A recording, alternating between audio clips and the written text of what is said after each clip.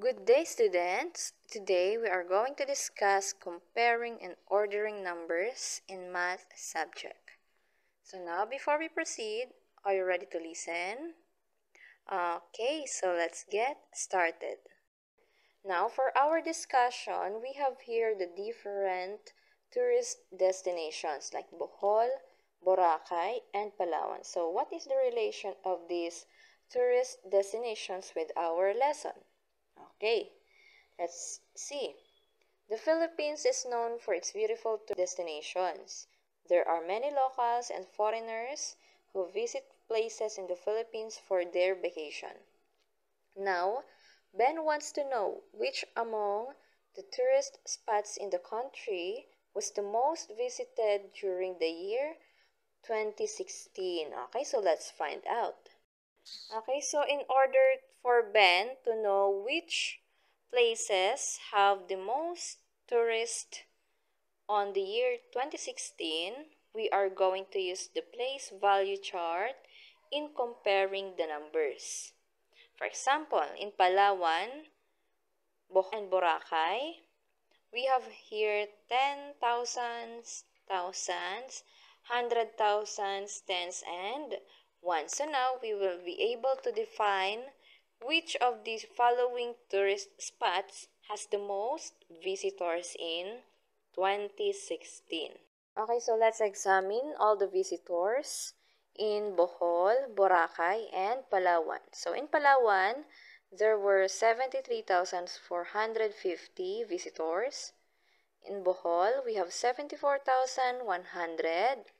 And in Boracay, we have 73,782 visitors. So, all the digits in the 10,000s place are the same. They are all in 70,000 place value. Okay, here below, we have the digits, okay, the second digits in ones.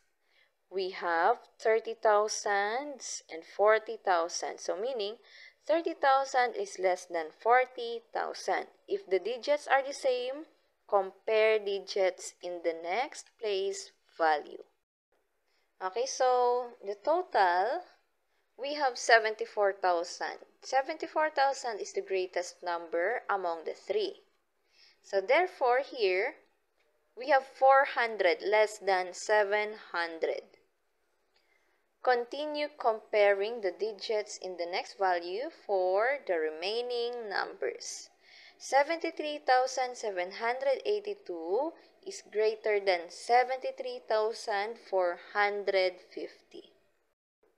Now, so when we order from least to greatest, we will have 73,450, 73,782, and 74,100. So that's the least to greatest. Order of the following number of tourists that visited the Bohol, Palawan, and Boracay.